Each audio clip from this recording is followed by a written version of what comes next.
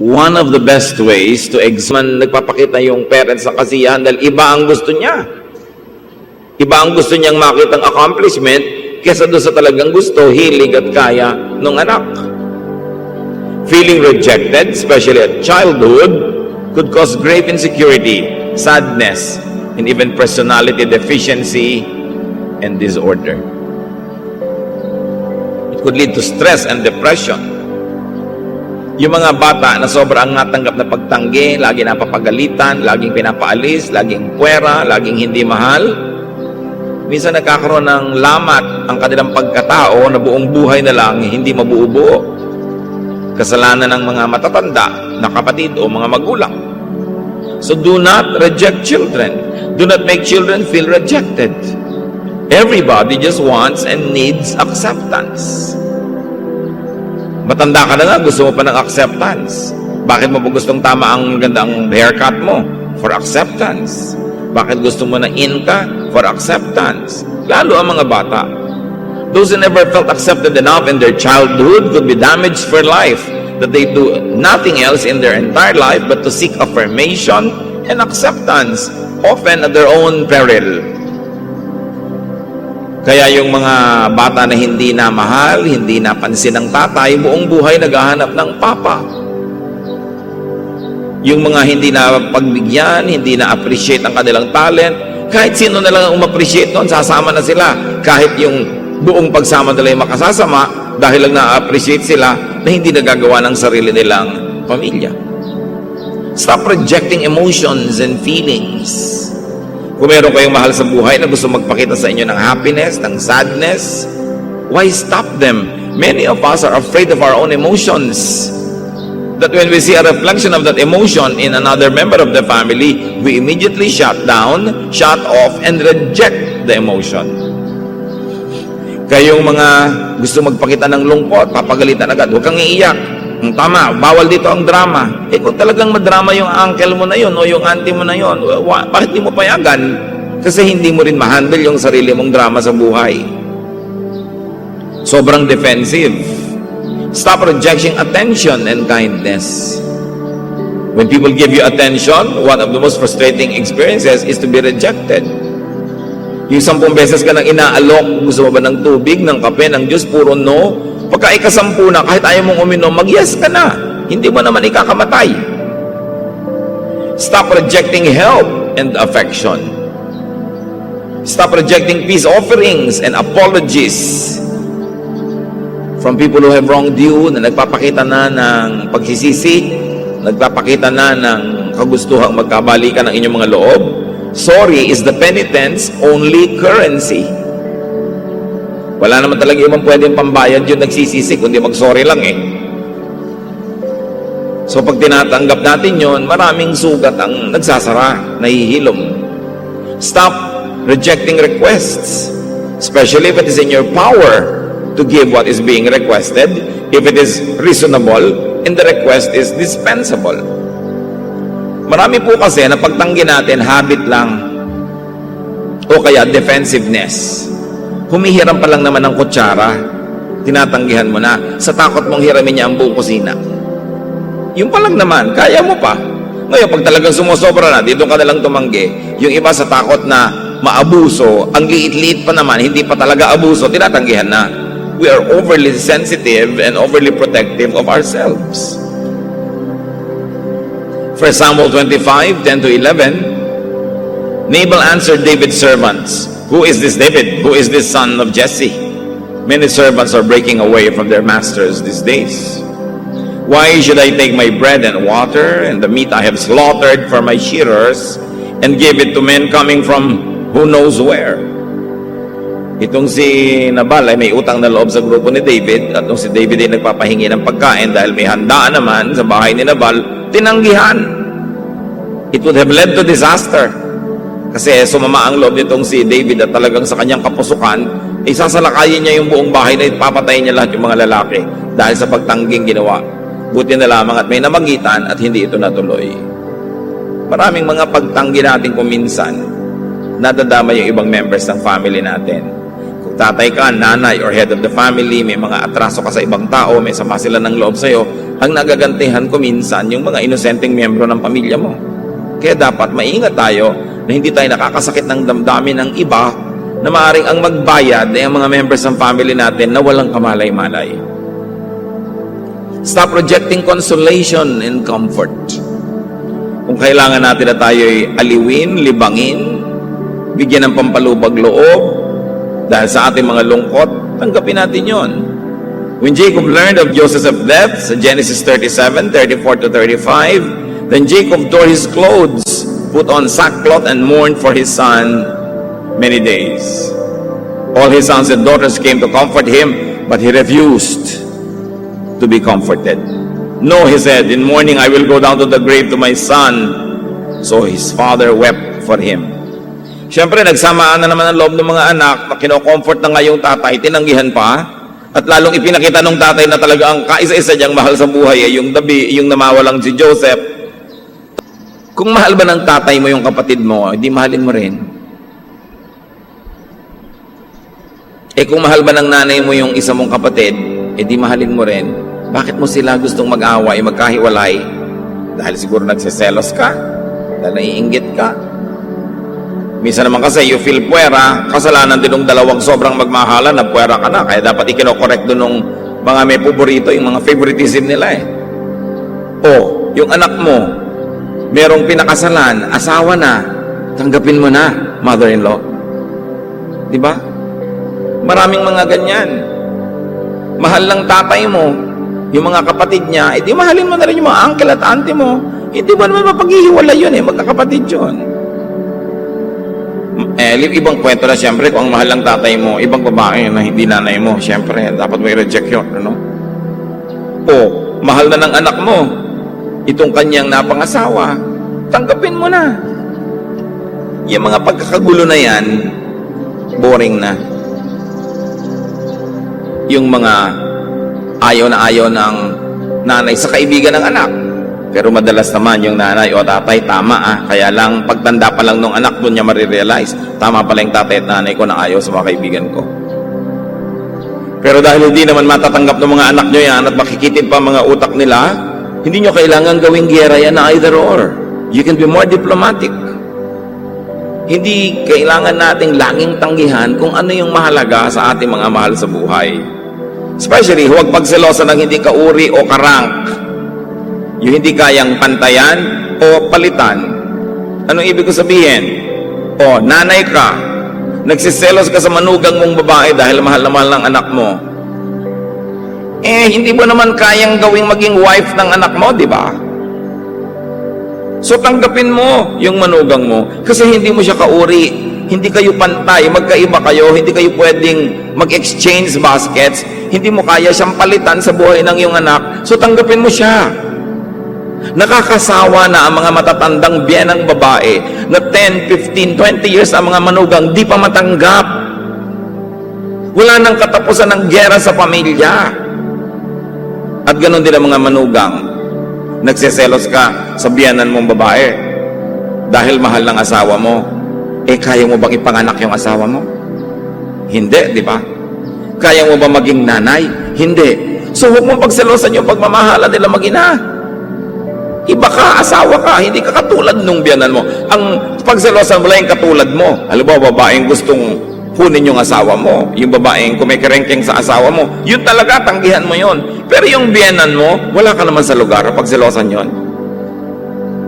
At yun ding biyanan, wala kayo sa lugar, pagselosan ng manugang nyo. Tapos halos magbaril na lang sa sariling lalaki dahil ipit na. Sa nanay niya na mahalaga sa kanya at sa asawa niyang mahalaga sa kanya, mga dalawang magugulong babae, bakit naman ninyo pinapatay yung lalaki na iipit? Hindi kayo magkasundo. Boring na.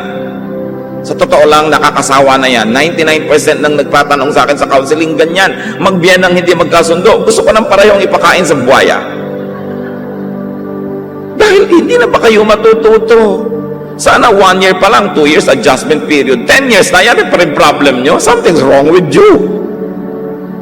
Dapat na yung tigilan. Yung mga hipag na pinagseselosa ng mga kapatid ng lalaki, anong pakialam nyo sa hipag nyo?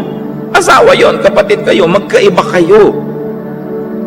Numbers 12:13. Although Moses was the most humble person in all the world, Miriam and Aaron started complaining.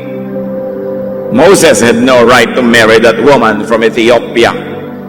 Sabi ng mga kapatid, pati ba naman yung papakasalan ng kapatid nila, pinapakialaman nila? At in fact, napangasawa na, tinatanggihan pa nila.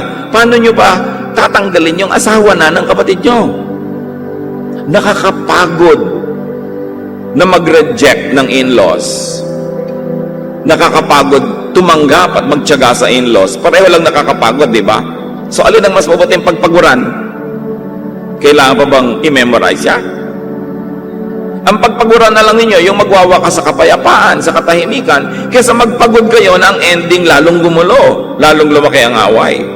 Yung gulo ng mga in-laws, sobrang nakakasawa na. Yung pagpili ng mga kaibigan ng inyong mga anak, pag-reject sa mga gusto nilang kasama, bakit kailangan nilang mamili? Magulang mo kaibigan. Siyempre, yung mas matanda, mas nakakaunawa, pwedeng maging mas diplomatic. Of course, you have to explain sometimes why you don't like their friends. And most of the time, I like to be emphatic. Parents are correct. 1 Samuel 20:30. Saul was furious with Jonathan and yelled, "You're no sign of mine, you traitor. I know you've chosen to be loyal to the son of Jesse. You should be ashamed of yourself. And your own mother should be ashamed that you were born." Bakit? Kasi nga, kampi itong si Jonathan dito kay David na threat sa trono ng tatay niya. And it was becoming a very divisive issue. So, do not needlessly reject fellow members of the family, friends of the members of the family, and sweethearts, and especially in-laws. Pero paalala natin lagi sa mga anak, listen to wise and objective about participation and reciprocation. Life is about giving and taking. But if you continuously reject people, you cannot participate in their lives. They cannot participate in yours. You cannot contribute to their life. They cannot contribute to yours. Ecclesiastes 4:12, though one may be overpowered, two can defend themselves. A cord of three strands is not quickly broken. Sabi, iba na yung may kakampi. Iba na yung mga magkakakampi kayo, magkakasundo kayo, mas matibay kayo, mas matatag, mas malakas. Be one and be united with your family and with other people as well. Very especially in the family, do not needlessly reject, refuse, say no, build walls, or close doors. John 1:11, tungkol sa Panginoon, He came to that which was His own, did not receive Him. Ang Panginoon rejected. Actually, unang-una, re-rejectin siya ni Joseph. Kasi nung malaman ni Joseph na nagdadalang tao si Maria, gusto na talaga i-divorce. So, siyempre, may feeling of rejection na yung bata, nasa sinapupunan pa lang. Pagkatapos, siyempre, may feeling of rejection siya sa village because people think na kung saan siya galing, dahil bakit biglang nagbuntis itong si Maria nang wala sa panahon. Di naman lahat naniwala na galing sa Holy Spirit yun eh. And obviously, the Lord was not accepted even by the other children of Mary after Jesus was born because His brothers and sisters were not together with Him, not until after the resurrection. Tapos sa kanyang sariling village, hindi siya tinanggap. Kaya nga sabi niya, wala namang propetang tinatanggap sa sarili niyang barangay. Kaya ang sinabi sa Bible, yes, pumunta ang anak ng Diyos dito sa lupa na kanya dapat, pero hindi naman siya tinanggap ng mga tao. What does that mean? That the Lord Jesus understands the feelings, the thoughts, the fears, the feelings of inadequacy, even the paranoia of those who don't feel accepted. Naiintindihan niya ang mga taong natanggihan, hindi minahal, ipinwera, kasi naranasan niya yun. So don't feel alone if this is your experience. The Lord understands you, and you can always go to the Lord for comfort, for guidance, and for strength. But for the rest of us, let us not victimize people with rejection.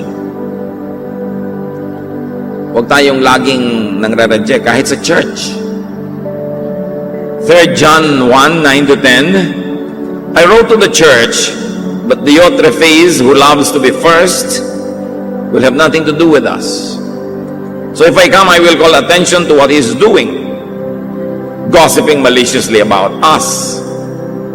Not satisfied with that, he refuses to welcome the brothers.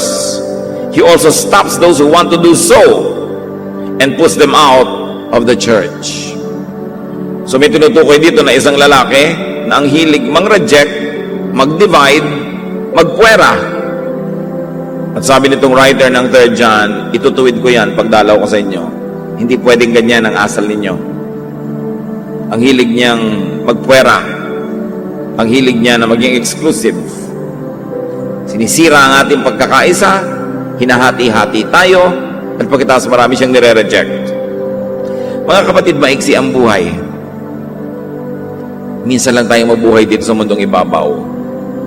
Bakit natin pupunuin ng maraming problema kung pwede naman natin gawing mas masaya, mas magaan? Why reject people when you can accept them? Why refuse people's attention when accepting them would probably make your life easier and nicer? Why hurt people's feelings when you can actually make them feel good? Yung pagod na ginagastos natin para manginis, mag-reject, manakit, pwede nating gamitin para magmahal, para tumanggap ng mga tao. Pareho lang nakakapagod. Di magpagod na tayo sa mas mabuti, sa mas kaibig-ibig, at sa mas gusto ng Diyos. Sino ang nire-reject nyo sa sarili nyong mga pamilya? Sino ang pwede nyo naman pagbigyan pero tinatanggihan nyo? Sino ang pwede nyo naman gawa ng mabuti pero hindi nyo ginagawa ng mabuti kung minsan ginagawa pa natin ng masama? Mga biyenan, kailan nyo tatanggapin ang manugang nyo? Ganon din yung mga manugang, kailan nyo tatanggapin ang biyenan nyo? Mga asa-asawa, kailan nyo tatanggapin ang buong-buo ang asawa nyo? Hindi tingi-tingi. Pakyaw kasi ang asawa eh. Yung maganda, yung hindi maganda, kahit yung pangit, magkakasama yun sa isang bayong. Pag binili mo, magkakasama, hindi pwede piliin. Kailan pa kayo titigil mag-reject ng sarili nyong asawa? Dahil meron kayong drawing sa utak nyo kung ano dapat ang asawa, at hindi mag-crush doon yung totoong taong asawa nyo. So pinipilit nyo siyang isiksik doon, naghihirap siya, nahihirapan kayo, and you make your life horrible. Yes, you change what you can change, but you accept what you cannot change. And sometimes you can relax a lot easier. Life will be a lot better when you just accept what is there. By God's grace, continue to work for the betterment of others and yourself, but you begin with acceptance, unconditional acceptance. Don't reject family members. The relationship is permanent. At tayo naman dapat gawin natin ang tama para hindi tayo kailangang i-reject. Yung pag nakikita yung mukha natin, good news, hindi laging bad news. Yung pag nagte-text tayo, tumatawag, sumusulat, dumarating, ikatuwa naman ang dinatna natin at hindi niya ikatakot dahil puro abala ang gagawin mo. Kuminsan kaya naman tayo rin nare-reject. Dapat naman eh. So dapat ang tao patuloy mong ayusin ang iyong buhay, ang iyong sarili, ang iyong style para hindi ka i-reject. Yung nang-re-reject naman, palitan mo na rin yung ugali mo kasi nakakapagod din namang mang-reject. So parehong may assignment. The victim of rejection and the one rejecting. Because sometimes the victim of rejection is also the victimizer. Ba't ka nga ba nire-reject? Baka naman talaga ka-reject ka. Kaya ang lahat dapat mag-isip. Ang lahat dapat patuloy na magbago. At para sa atin ang mga mapagmahal, pumipintig sa inyong dibdib ang puso ng Diyos, natatanggap nyo, namamahal yung mga mahirap mahalin at tanggapin, pasalamat tayo sa spirito na yan because you don't resist needlessly what must be accepted. At the end of the day, you benefit because you're more peaceful and you please God. Ama namin sa langit, salamat sapagkat kayo, Diyos, na tumatanggap sa amin. Kahit totoo naman madalas, hindi kami katanggap-tanggap. Ituro nyo, Panginoon, sa amin yung ganong ugali. Na kung paano nyo kami tinatanggap, ugaliin namin tumanggap din sa aming kapwa. At sa amin naman ang mga nakakatanggap ng rejection, suriin namin na aming mga sarili kung ano din ang dapat naming baguhin para hindi naman kami katakutan, ka-allergic ng mga kamag-anak namin, at maging katanggap-tanggap din kami. Turuan mo kami, Lord, to balance things that we don't always get and forget, that we also give in many ways, though not always in kind. Turuan mo kami, Panginoon, na balansehin ang buhay, na ang gumagawa sa amin ng mabuti, suklian din namin ng mabuti para hindi kami kadalaan. At sa mga binibigyan mo ng mga resources, kakayahan na gumawa ng mabuti, turuan mo kaming maging mapagpasalamat sa inyo, appreciative, and to extend this goodness to many people around us. Pagbulay-bulayan natin, mga kapatid, ang mga aral na ito, at nawa ang mga pamilya natin na permanente naman hanggang kamatayan, lalong maging masaya, tahimik, payapa. You cannot choose your family, but you can choose how you behave in that family and towards your family members.